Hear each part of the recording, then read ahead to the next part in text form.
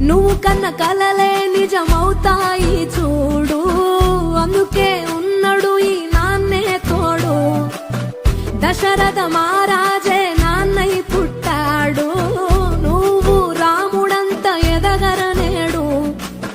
చరితలు ఎన్నడు చూడని మమతల గూడే వీధిరో, సంపద అంటే ఏదో కాదురో, ఇంతకు మించి అది